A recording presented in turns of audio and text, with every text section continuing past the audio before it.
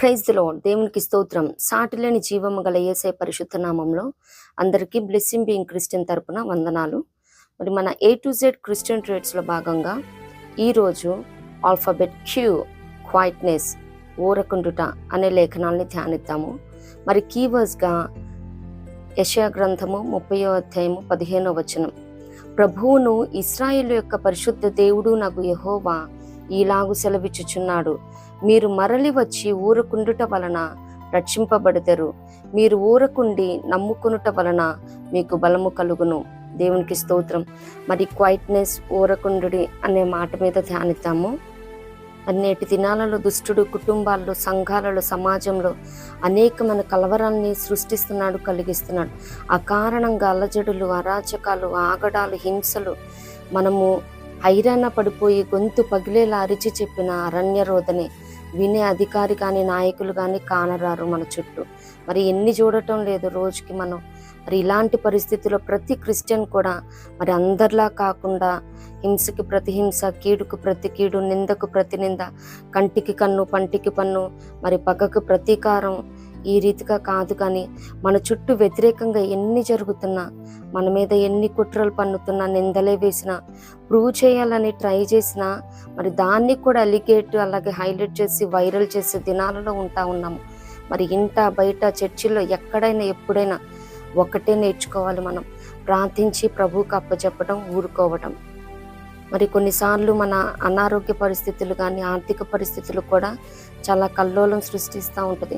ఏదైనా చిన్న బలహీనతే మరి ఇది ఏ రీతిగా మారుతూ ఉంటుందో, ఇదేమన్నా పెద్ద జబ్బేమో, మరి హాస్పిటల్కి వెళ్తే టెస్టులని, స్కానింగ్లని, మరి అనవసరంగా డబ్బులు, మరి అంత మాత్రమే కాదు కానీ ఆ వచ్చే రిపోర్టులో మరి ఏ కొత్త రోగం వస్తుందో అని, మరి ఈ రీతిగా మరి అప్పుల్లో ఉన్నవారు కూడా మరి అప్పుల ఊబిలో నుంచి మరి బయటికి పడలేనేమో అని కృంగిపోతూ ఉంటారు. మరి పరిస్థితి ఏ రీతిగా ఉన్నప్పటికీ మరొక్కటే, కృంగిపోక ప్రార్థించాలి, ప్రయత్నించాలి. అంటే హాస్పిటల్కి వెళ్ళటం, మరి అనారోగ్యంగా ఉన్నప్పుడు మరి మందులు వాడటం, తినకూడనివి తినకుండా, తినాల్సినవి ఇష్టం లేకపోయినా తినటం, మరి అనవసరమైన ఖర్చులు తగ్గిస్తే మరి అదే గొప్ప సేవింగ్స్ కూడా అవుతూ ఉంటాయి అన్నమాట. మరి ఈ రీతిగా మరి ప్రతిదీ కూడా ప్రార్థన, ప్రయత్నం, ప్రభువుకి అప్పచెప్పటం, ఊరుకోవటం, ఇది మాత్రం క్రిస్టియన్ కంపల్సరీ మరి దినదినం కూడా ప్రాక్టీస్ చేస్తూ ఉంటే మనకు అలవాటు అయిపోతూ ఉంటుంది. మరి అంతేకాదు కానీ అమ్మో అయ్యో నాయనో అని గుండెలు బాధేసుకున్నంత మాత్రాన ఏ పరిస్థితి మారదు, ఏ పర్సన్ కూడా మారడు. మనం చింతించటం వలన మన తల ఎత్తు మూరెడెక్కువ చేసుకోలేం కదా. మనం చేయగలిగిందల్లా ఊరకుండటమే. ఎందుకంటే యెహోవా తీర్మానమే స్థిరము. మరి ఆయన చిత్తం మరి ఆల్ ద టైం మనకి శ్రేయస్కరం, క్షేమకరం. దేవునికి స్తోత్రం. మరి కీర్తనకారుడు అన్నట్టు, నా ప్రాణము దేవుని నమ్ముకొని మౌనంగా ఉన్నదంటా ఉన్నారు. మరి అంత మాత్రమే కాదు కానీ ఏ విషయాలలో ఊరకుండాలి, మరి ఎవరిని ఊరకుండమని ఎవరు పలికారు, ఆ సందర్భాలు, ఊరకుండుంటే మరి దీవెనలు, మరి ఊరకుండుట మరి ఎలా నేర్చుకోగలం, ఎలా ఊరుకోగలం, ఈ అంశాలని మనం ధ్యానిద్దాము. మొదటగా చూస్తే ఏ విషయాలలో ఊరకుండాలి. మరి శుభకార్య విషయంలో ఆదికాండము 24వ అధ్యాయం 21వ వచనం. ఆ మనుష్యుడు అంటే ఎలియాజరు ఆమెను తేరి చూచి తన ప్రయాణమును యెహోవా సఫలము చేసినో లేదో తెలుసుకునవలెనని ఊరకుండెను. మరి అక్కడ రిబ్కా గారికి చిన్న టెస్ట్ పెడతారు కదా ప్రార్థించి. మరి ఇంకా ఏం జరుగుతుందని క్వైట్గా ఉన్నారనమాట, కామ్గా ఉన్నారు చూస్తాం. మరి రిబ్కా గారు చాలా ఓపికగా మరి ఆ ఒంటెలన్నిటికీ మరి నీళ్లు చేది పెట్టడం, ఇవన్నీ చూస్తూ ఉన్నారనమాట. మరి చాలామంది కూడా ఏదన్నా మ్యాచ్ వచ్చి వెళ్ళిన తర్వాత వీళ్ళే హైరాణ పడిపోతూ ఉంటారు. మరి వాళ్ళకి కాల్ చేయటం, అప్పుడు ఏమనుకుంటారంటే వీళ్ళు ఇంట్రెస్ట్గా ఉన్నారని ఎదుటి వాళ్ళు ఇంకాస్త పైకి ఎక్కుతూ ఉంటారనమాట. కట్నం విషయంలో కానీ, ఇంకా ఏదైనా లాంఛనాలు అడగటం విషయంలో కానీ, ఏదైనా కానీ ప్రార్థించి ప్రభు పాదాల చెంత వదిలిపెట్టి ఊరుకున్నప్పుడు ఆయనే కార్యం చేసే దేవుడు అన్నాడు.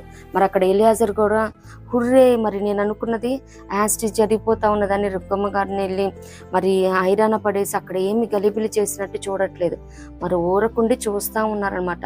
మరి ఒంటెలు చాలా ఎక్కువ వాటర్ తీసుకుంటాయి కదా, ఎక్కువ ఇంటేక్, మరి అన్ని పోసిన దాకా ఆయన ఊరకుండే చూస్తూ ఉన్నాడు.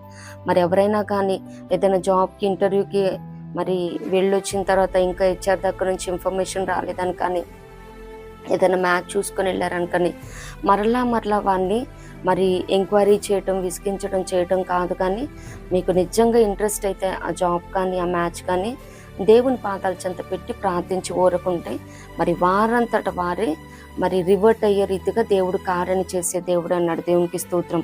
మరి సెకండ్ వన్ చూసినట్లయితే కీడు హాని.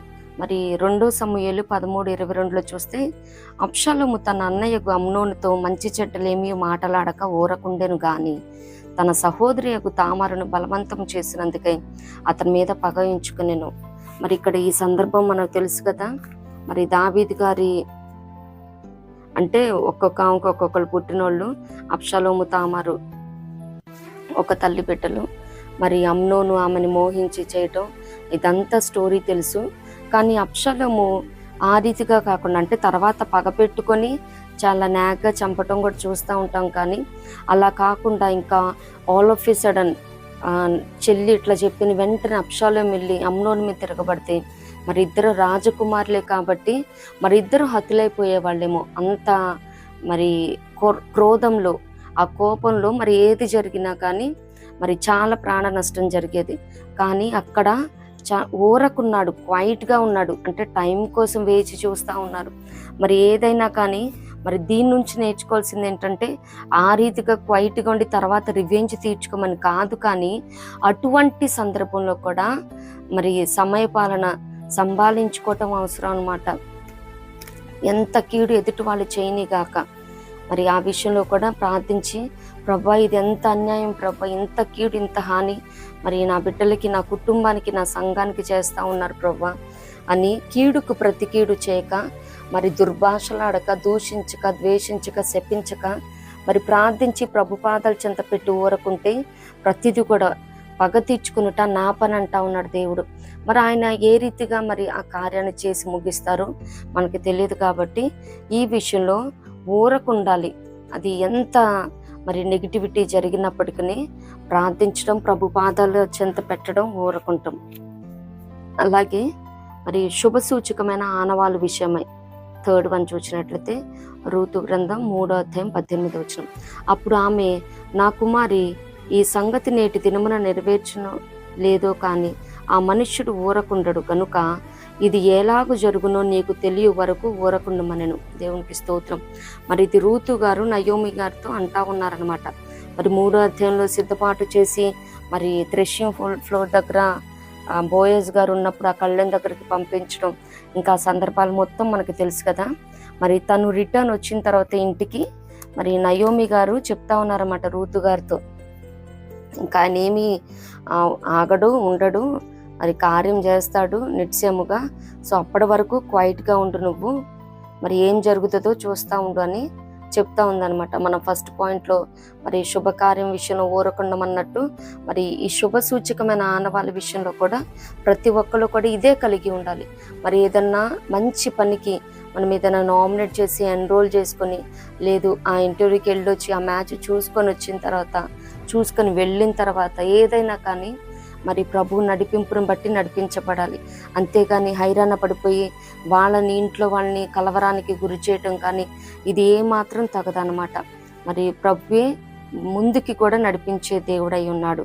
మరి సమస్తం కోల్పోయిన వేళ కూడా మరి ఊరకున్న సందర్భం యోబు గారు చూస్తే యోబు 2:10 అక్కడ మనం చూసినట్లయితే అందుకతడు మరి అక్కడ ఆస్తి పోయింది, బిడ్డలు పోయారు, మరలా తన బాడీ కూడా మొత్తము మరి బాయిల్స్తో ఆ చెడ్డ కురుపులతో బాధిస్తపడతా ఉన్నప్పుడు మరి తన యజమానురాల్ని, తన భార్యని అంటున్నాడు, ఎందుకు ఇంకా ఇప్పటికి కూడా యథార్థంగా వదులుకుంటా ఉంటావా, దేవుని దూషించి మరణం అవ్వమంటే అందుకతడు మూర్ఖురాళ్ళు మాట్లాడునట్లు నీవు మాట్లాడుచున్నావు, మనము దేవుని వలన మేలును అనుభవించుదమా, కీడును మనము అనుభవింపతగదా అనెను. ఈ సంగతులలో ఏ విషయమందును యోబు నోటి మాటతోనైనను పాపము చేయలేదు. దేవునికి స్తోత్రం. ఆయన మరి ఏ మాట కూడా పలకలేదు. మరి 1వ అధ్యాయంలో మనం చూస్తే మరి దేవుడే ఇచ్చాడు, దేవుడే తీసుకున్నాడు, ఆయన నామని స్తుతి కలుగును గాక అని అన్నారు. కానీ ఇక్కడ మనం చూసినట్లయితే ఏ మాట కూడా పలకలేదు. అంటే గమ్మున సైలెంట్గా ఉన్నారు, క్వైట్గా ఉన్నారు. మరి నిజంగా యోబు గారంత శ్రమలు శోధన పరిశుద్ధ గ్రంథాలు ఎవ్వరికి రాలేదండి. మరి అయ్యో నాయనో అని ఆయన గుండెలు బాదుకోలేదు, కానీ నోటి మాటతో కూడా దేవుని దూషించినట్టు కానీ, ఎందుకు ఇలా జరిగింది ప్రభు అని క్వశ్చన్ చేసినట్టు కానీ మనం చూడము. మరి యోబు గారు లాంటి శ్రమలు రావాలని కాదు కానీ, పొందుకోవాలని కాదు కానీ, అది పరిస్థితి ఏ రీతిగా ఉన్నప్పటికీ ఒక్కొక్కసారి మనం కావాలనుకున్నది దొరక్కపోవచ్చు, మరి అనుకున్నది జరగకపోవచ్చు. మరి అటువంటి సందర్భంలో కూడా మరి ఉన్నదే పోవచ్చు. అది మనుషుల విషయంలో కానీ దూరం అవ్వచ్చు, లేకపోతే భౌతికంగా దూరం అవ్వచ్చు. ఏదేంటికి ప్రతి విషయంలో కూడా మరి నోటి మాటతో కూడా పాపం చేయకూడదు. ఆ విషయంలో కూడా మౌనంగా ఉన్నప్పుడు మరి పరిశుద్ధాత్మ దేవుడే మరి ఇన్వాల్వ్మెంట్ తీసుకొని నిత్యంగా ఆయా కార్యాన్ని చేసి నెరవేర్చి ముగించే దేవుడే ఉన్నాడు. దేవునికి స్తోత్రం.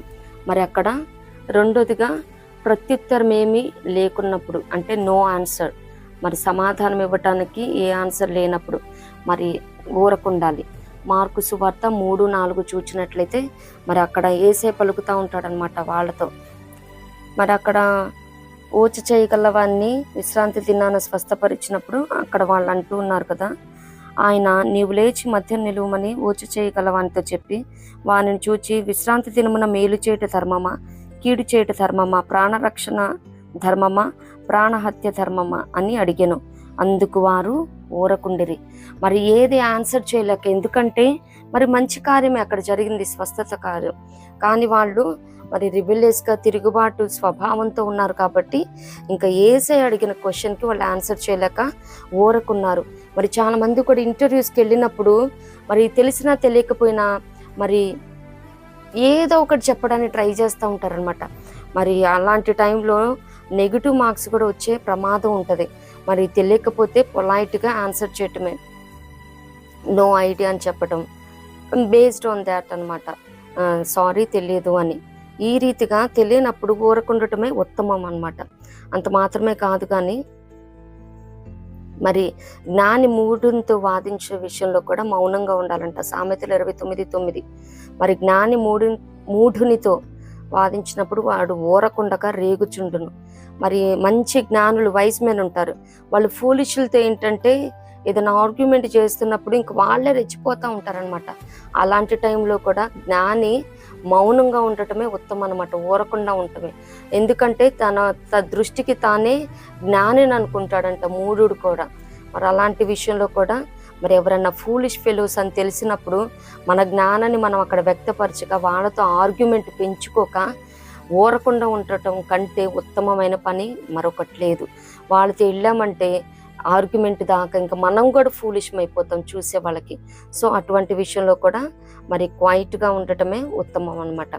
మరి ఎవరి విషయంలో ఊరకుండమని ఎవరు పలికారు అని చూసినట్లయితే సెకండ్ వన్, మరి నిర్గమాకాండం 32:10 ఇజ్రాయేలీల విషయంలో దేవుడు మోషేతో పలకటం చూస్తాం.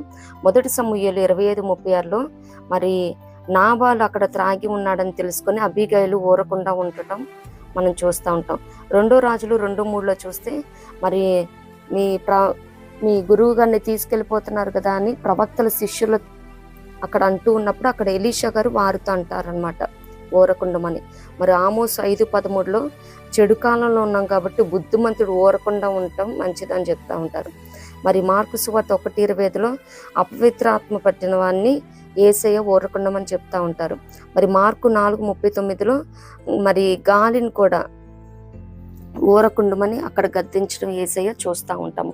అంత మాత్రమే కాదు కానీ ఊరకుండా ఉంటే పొందుకున్న దీవెనలేంటి. మరి నిర్గమాకాండం 14:13 మరి యెహోవా ఇచ్చు రక్షణను మనం చూస్తామంట. దేవునికి స్తోత్రం. అందుకు మోషే, భయపడుకుడి, యెహోవా మీకు నేడు కలుగజేయు రక్షణను మీరు ఊరక నిలుచుండి చూడుడి.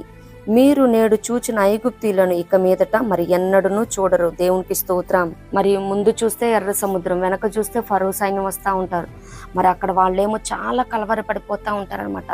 అప్పుడు దేవుడు మోషేతో చెప్తున్న మాటల్ని మోషే గారు చెప్తా ఉన్నారు, మీరు ఊరకనే ఉండండి, మీరు ఏమీ చేయొద్దు.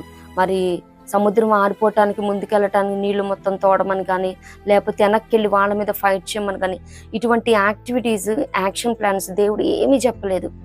ఊరకుండమన్నాడు, బీ క్వైట్ అని.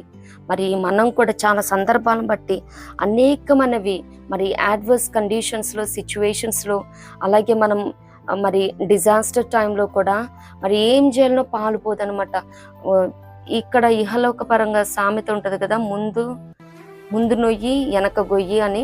మరి అటువంటి కండిషన్లో కూడా మనం ప్రభు పాదాల చింత ఊరకుండే ఉండి ఆయన నమ్ముకొని మౌనంగా ఉన్నప్పుడు ఆయన కార్యాన్ని చేసే దేవుడే ఉన్నాడు. మరి ఏ ఐగుప్తులను చూసి వారు భయపడతా ఉన్నారో, మరి ఏ సముద్రాన్ని చూసి వారు భయపడతా ఉన్నారో, ఆ సముద్రాన్ని వారి కన్నుల ముందు 2 పాయలుగా చేసినారు. దేవునికి స్తోత్రం. మరి అటు ఇటు వారి కన్నుల ఎదుట ఓన్లీ ఆరిన నేలే స్ట్రైట్గా కనిపిస్తా ఉన్నది. దేవునికి స్తోత్రం. అలాగే వెనక వస్తున్న ఫరో సైన్యాన్ని మీరిక్క మీదట చూడరు అని చెప్పిన రీతిగా మరి తర్వాత మనం చూస్తాం, వారి శవాల్ని వారు చూసినట్టు కూడా మరి లేఖనాల్లో ఉన్నదన్నమాట. వాళ్ళని చూసిందేంటి, సజీవంగా కాదు, వారి శవాల్ని చూస్తారు. మరి యెహోవాయే మన పక్షంగా యుద్ధం చేస్తాడు, మీరు ఊరకయ్యే ఉండుడని మరి ప్రజలతో చెప్పడం మనం చూస్తూ ఉంటాం. మరి మన విషయంలో కూడా ఏదైనా కానీ మనమేమి we need not to fight అన్నమాట. దేవుడే ఆ యుద్ధాన్ని జరిగించి మరి విజయాన్ని ఇచ్చే దేవుడే ఉన్నాడు. మన ముందు పరిస్థితులు ఏ రీతిగా ఉండని, మరి వెనక పరిస్థితులు ఏ రీతిగా ఉండని, దేవుడు మన ముందు వెనక ఆవరించి మనల్ని అయితే సురక్షితంగా ఉంచి మరి ఏదైతే కీడు, హాని, ప్రమాదం పొంచి ఉన్నదో వాటన్నిటి నుండి విడుదలనిచ్చి మనల్ని సేఫ్గా మన గమ్యానికి చేర్చే దేవుడే ఉన్నాడు. ఏ విషయంలో కూడా కలవరపడటానికి లేదండి. ఎందుకంటే దేవుడు చెప్తా ఉన్నాడు, కలవరపడుకుడి, నా శాంతినే మీకు ఇస్తున్నాను, లోకం ఇచ్చినట్టు కాదని చెప్తా ఉన్నాడు. ఏ పరిస్థితిని, ఏ పర్సన్ని చూసి కూడా మరి మన కళ్ళ ముందు చూస్తున్నది కూడా ఇక ఇది జరగదు, ఇది అసంభవం, మరి ఈ ప్రాబ్లం నుంచి it's highly impossible to come out of this problem అని అనుకున్న సందర్భంలో కూడా దేవుడు అద్భుత రీతిగా మరి చిన్న దావీదు గారు అంత జైంట్ గొల్యాతుని మరి ఏమి యూజ్ చేశారు? పెద్ద పెద్ద ఇన్స్ట్రుమెంట్స్ ఏమైనా యూజ్ చేసినారా? ఏం లేదు. స్మాల్ స్టోన్ ఆయన ఏరుకుంది 5, కానీ ఒక్క వడిసెలా యూజ్ చేయటం జరిగింది. మరి మనం కూడా అనేక ఆప్షన్స్ ఉండొచ్చేమో, కానీ దేవుడు నిత్యముగా మనకి క్షేమకరమైన శుభసూచకమైన ఆనవాళ్ళని, మార్గాన్ని మన ముందు తెరిచే దేవుడు, సరళం చేసే దేవుడు అన్నాడు. ఆయన్ని మాత్రమే మనం నమ్ముకొని మరి మౌనంగా ఉన్నప్పుడు, ఊరకున్నప్పుడు మరి ఆయన ఇచ్చే రక్షణ మనం చూసి మరి ఆ సెలబ్రేషన్లో దేవుని స్తుతించబద్దులమే ఉన్నాం. దేవునికి స్తోత్రం. మరి సెకండ్ వన్ చూసినట్లయితే నిజ దేవుణ్ణి ఎరుగుట.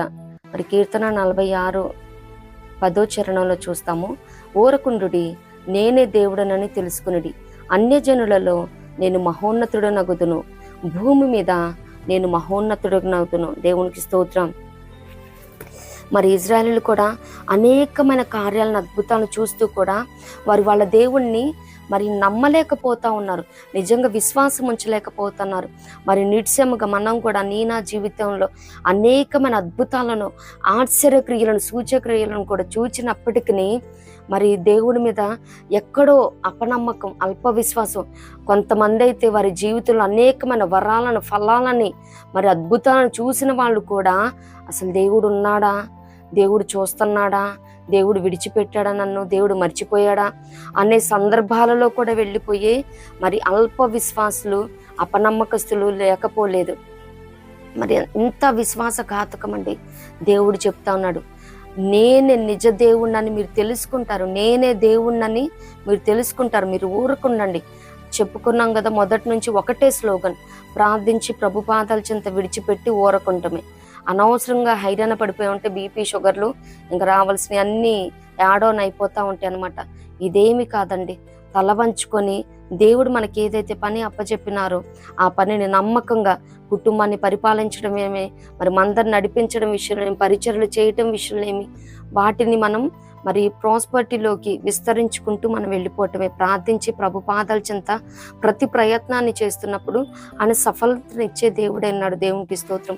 అంత మాత్రమే కాదు, కానీ థర్డ్ పాయింట్ చూసినట్లయితే యెషయా గ్రంథం 30:15 ఇది మన కీవర్డ్స్ అన్నమాట.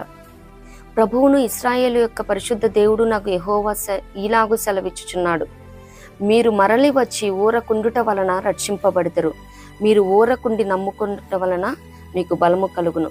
1 రక్షణ కలుగుతుంది, రెండోది బలము కలుగుతుంది. దేవునికి స్తోత్రం. మరి నిత్యముగా మనం ఊరకుంటమే ఆయన నమ్ముకొని మరి మౌనంగా ఉన్నప్పుడు రక్షణ కలుగుతుంది. మరి ఎవరి కోసం, ఎవరి రక్షణ నిమిత్తం ప్రార్థన చేస్తూ ఉన్నామో మరి మనం వెళ్ళి వాళ్ళకి రోజు చెప్పాల్సిన అవసరం లేదు, కానీ వారి కోసం రోజు మనం మౌనంగా ప్రార్థించి మరి సమయం దొరికినప్పుడు వారితో అట్లీస్ట్ అప్పుడెప్పుడైనా వారితో దేవుని మాటలు మరి హెచ్చరిస్తూ ముచ్చటిస్తూ ఉన్నప్పుడు ఏంటంటే ప్రార్థనాపూర్వకంగా మనం చేస్తూ ఉన్నాం కాబట్టి నిత్యంగా రక్షణ కార్యాలను చూస్తూ ఉంటాం. అలాగే ఊరకుండి నమ్ముకొనుట వలన బలము కలదు. మరి శక్తిహీనులకు బలాభివృద్ధి కలుగు చేయవాడు ఆయనే. మరి నన్ను ఆశ్రయించుడు, నా బలమును ఆశ్రయించుడు అని దేవుడు చెప్తా ఉన్నాడు. మరి ఎవరైతే బలహీనతలో మగ్గిపోతా ఉన్నారో, మరి బలహీనతలతో క్షీణించిపోతా ఉన్నారో మరి ఆయనే మరి ఔషధమే ఉన్నాడు. ఆయన పొందిన గాయాల చేత మనకి స్వస్థత కలుగుచున్నది. మరి యెహోవా వలన ఆనందించడం వలన కూడా మనం బలం పొందుతామని, యెహోవా నా బలమా నేను నిన్ను ప్రేమించుచున్నానని మరి లేఖనాలు సెలవిస్తూ ఉన్నాయి కదా. మరి ఆ రీతిగా ఆ నమ్ముకొని ఊరకుండా ఉన్నప్పుడు రక్షణ దొరుకుతుంది, అలాగే బలము కలుగుతుంది. దేవునికి స్తోత్రం. మరి ఎలా ఊరకుండగలం? మరి ఇన్ని అరాచకాలు ఇన్ని మన కళ్ళ ముందే జరుగుతూ ఉన్నాయి. కుటుంబ పరిస్థితులేమి, సంఘంలేమి, సమాజంలేమి, దేశంలో ప్రపంచవ్యాప్తంగా మరి అనేకమైనవి అడ్వర్స్ కండిషన్స్, సిచ్యువేషన్స్ మనం చూస్తూ ఉన్నాం. ఎలా ఊరకుండా ఉండగలము? మరి ఇది అన్యాయం, ఇంజస్టిస్ అని అరవాలనిపిస్తుంది కదా. కానీ అరణ్య రోదని అరిచినా కానీ ఎవ్వరు మరి ఇప్పుడు ఒకటి మరి వైరల్ అవుతా ఉన్నది. చాలా ఇండియా మొత్తం చాలా హాట్ టాపిక్ మీద నడుస్తూ ఉన్నది. మరి ఎక్కడ సేఫ్టీ లేదు, సెక్యూరిటీ లేదు. మరి పిల్లల్ని బయటికి పంపాలంటే భయం. ఎక్కడ ఏ ఘోరమైన పరిస్థితి, దుష్కార్యం జరుగుతూ ఉన్నదో చెప్పలేని పరిస్థితి. మరి దేశమంతా ఏం చేస్తున్నప్పటికీ మరి ఇది అన్యాయం అని ఎలక్షన్స్ టైంలో కూడా ఇప్పుడు మరి రీపోలింగ్ అని చెప్తా ఉన్నారు. అది మాక్ పోలింగ్ చేస్తున్నారు, ఇది కాదు ఇంకొకటి అని చెప్తున్నా వినే నాదుడే లేడు. వారు ఏదైతే అనుకుంటా ఉన్నారో అదే జరిగిస్తూ ఉన్నారు. సో క్రిస్టియన్స్గా మనమైతే ప్రభుపాదల చెంత ప్రార్థించి ప్రతిఫలాన్ని దేవుని యొద్ద నుంచి ఆశించకుండా మరి ప్రయత్నించి ఆయన వద్ద విడిచిపెట్టి ఊరుకున్నప్పుడు మరి సఫలతని దేవుడే ఇస్తాడు. కాబట్టి మరి ఏ రీతిగా ఊరకుండా ఉండగలమంటే కీర్తన 4:4 చూసినట్లయితే మీ హృదయములలో ధ్యానము చేసుకొని ఊరకుండుడి. దేవునికి స్తోత్రం.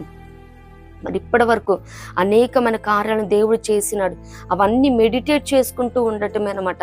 దేవా ఇంతకాలం కాచి కాపాడిన దేవా మీకు స్తోత్రం, ఇంతకాలం ఈ పరిస్థితి నుంచి విడిపించి నడిపించిన దేవా మీకు స్తోత్రం, ఇక ముందు కూడా కార్యం చేయవా ప్రభా అని ధ్యానించుకుంటూ ఉన్నప్పుడు మన మనస్సుకు కొంచెం ఊరట, మరి నెమ్మది, స్వాంతన కలుగుతుంది. మరి క్వైట్గా ఉండటానికి కూడా పాసిబిలిటీ ఉంటుంది. అంత మాత్రమే కాదు కానీ యోబు 37:14 చూస్తే ఊరకుండి దేవుని అద్భుత క్రియలను ఆలోచింపుము. మరి కన్సిడర్ గాడ్స్ వండర్స్ అని అంటూ ఉంటారన్నమాట. మరి ఆయన ఏమేమైతే చేశారో అద్భుత కార్యాలను, క్రియలను, వాటన్నిటిని మనం మెడిటేట్ చేసుకుంటూ నెమరు వేసుకుంటూ ఉన్నప్పుడు ఏంటంటే ఇవి మన కళ్ళ ముందు ఎన్ని పరిస్థితులు జరుగుతున్నప్పటికీ మరి ఒకటే మనం నేర్చుకోగలం అనమాట. నిత్యముగా అది పరిస్థితి ఏ రీతిగా ఉన్నప్పటికీ ఇన్ని అద్భుత కార్యాలు చేసిన దేవుడు ఇక ముందు కూడా చేసే దేవుడై ఉన్నాడని మరి మనం చాలా స్ట్రెంగ్తన్ అవుతుంది మన స్పిరిట్, మన విశ్వాసం బలపరచబడగలుగుతాము. దేవునికి స్తోత్రం.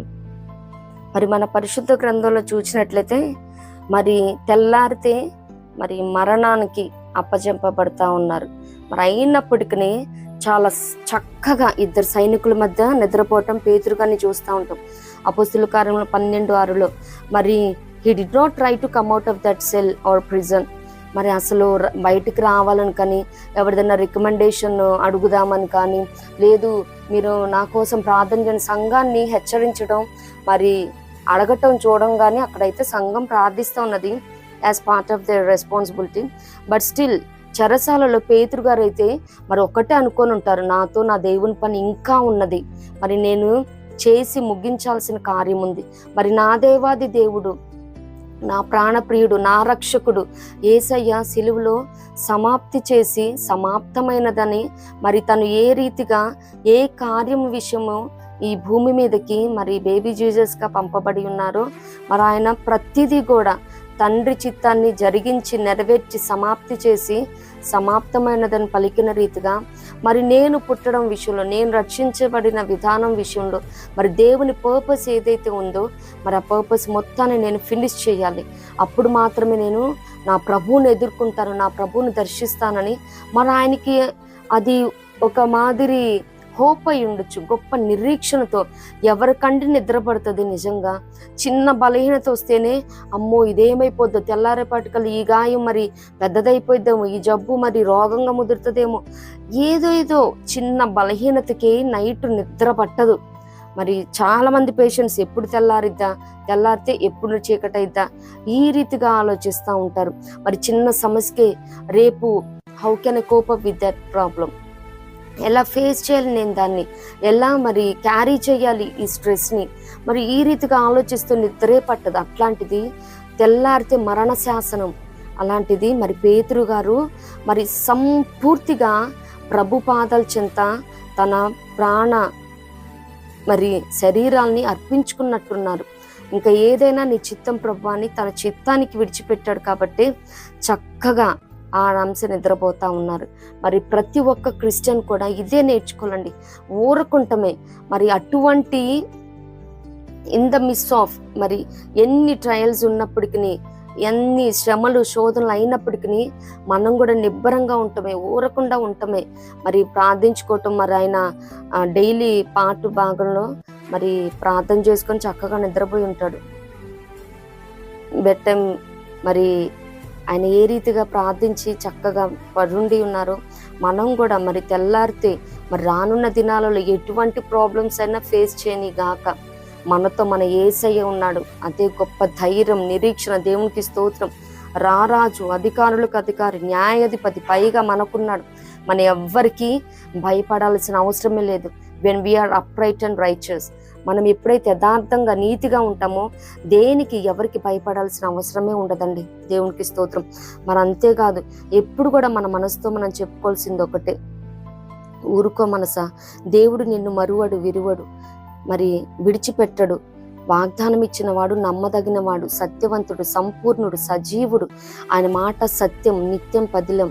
ముందు ఎర్ర సముద్రం, వెనుక తరుముతున్న ఫరో సైన్యం, మరి కలవరాల కడలి మధ్యలో ఇజ్రాయేలులు, మరి విడిచేన ఇనుప కొలిమి నుండి నడిపించిన నాథుడు, మరిచేన అబ్రహాము, ఇస్సాకు, యాకోబులతో చేసిన తన నిబంధనని ఇప్పటిదాకా నడిపించిన ఎబెనెజరు ఇక ముందు కూడా కరుణించులే.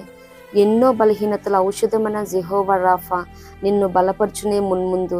ఇన్నాళ్ళు అన్నీ ఇచ్చిన జెహోవా ఈరే, ఇక ముందు కూడా నీ అవసరాలు తీర్చునే. అవమానాలలో పరాజితులకు విజయాన్నిచ్చి నిలబెట్టునే జెహోవా నిస్సి. ఇన్నాళ్ళు తోడుండి నడిపించిన ఇమ్మానుయేలు ఇక ముందు కూడా నడిపించునుగాక. మరి ఈ రీతిగా మరి మనం మనతో చెప్పుకుంటూ మన కుటుంబాన్ని ధైర్యపరుస్తూ, సంఘాన్ని బలపరుస్తూ మరి ముందుకి కొనసాగించబడాలే. కానీ మరి ప్రభువుని ప్రార్థించి ప్రభు చేతికి అప్పచెప్పి ఓడకుంటుంటమే. ప్రభు కృప మనందరికీ తోడైండును గాక. ఆమేన్.